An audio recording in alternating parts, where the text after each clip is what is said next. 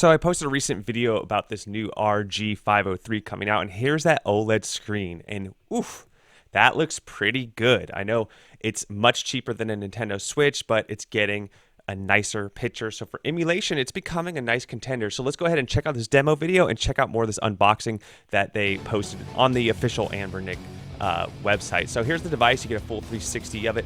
It is going to have that R3566 chip in it, so a little better, Sega Saturn, a little better N64, Dreamcast, things like that.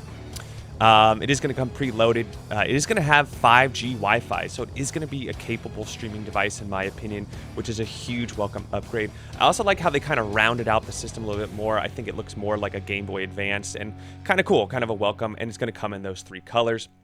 Now let's go ahead and check out the unboxing here. Now here you go. There are the 3 different models coming in the blue, and then the gray and the black. And remember, it has an OLED screen. It is going to have the 2.4 and 5G Wi-Fi signal. So the 5G is really going to allow you to get some pretty significant speeds going to this thing. So to loading up big ROMs, to streaming, to potentially video playback, things like that. It's definitely going to be better for that.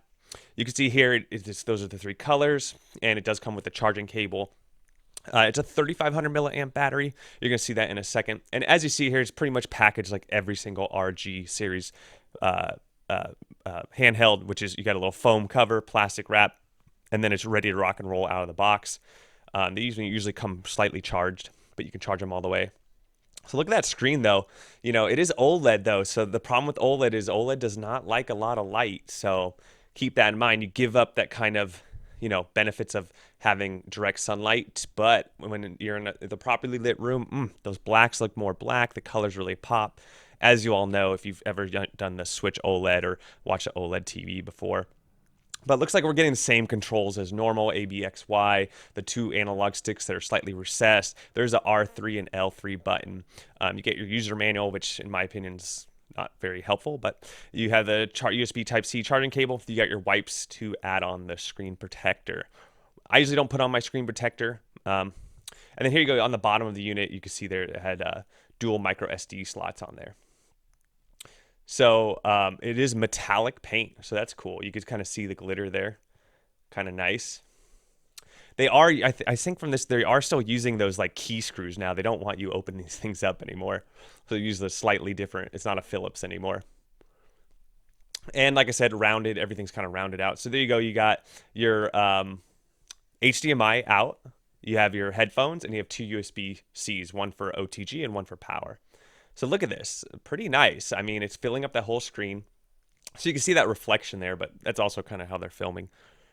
And it looks great, though. You can see how the red really sticks out. The black is a pure black. Like, that's the thing about OLED is when there's a black, it's black. It's not a backlit black. It's a really nice, it looks as black as it gets, for a screen.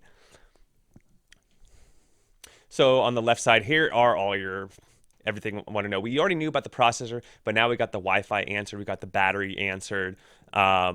It is, and we already knew it was an OLED screen. So a lot of people were kind of complaining that it only has 1 gig of RAM, but for this price point, it's kind of hard to get an extra gig. But, watch my last video as far as performance-wise.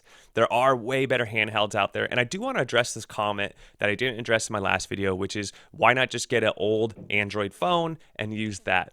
Absolutely. I've always said that you can find refurbished or open box phones for super cheap that are way more powerful and have just as nice screens. But now you got to buy a controller too, and a telescopic controller, and it's not as all in one. It's not the perfect solution. But as far as budget, if you're talking budget and value, without a doubt, that's the way to go. I think this thing is going to do very well because of the screen. There's going to be some people that prioritize the screen over all else, and this thing's going to have a great market.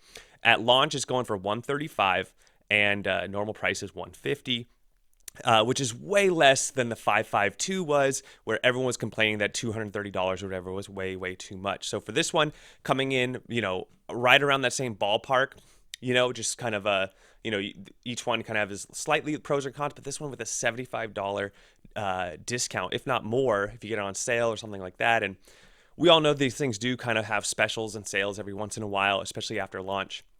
But I mean, look how good this looks. Amazing colors, amazing shades. It really pops out. the image. That's really good. 5 inches is a good size.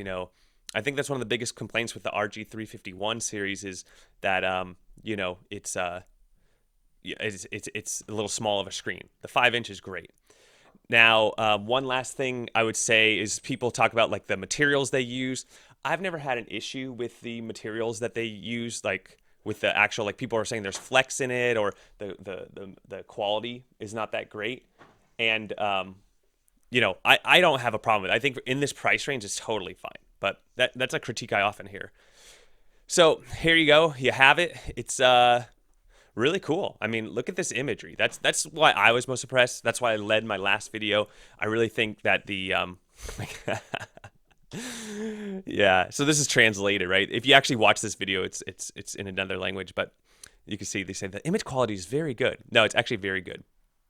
And yeah, so there you go. Now we actually can see the screen. You can actually see the full specs. That's what I think. Let me know what you all think. Don't forget to like, subscribe, and we'll catch you on the next one.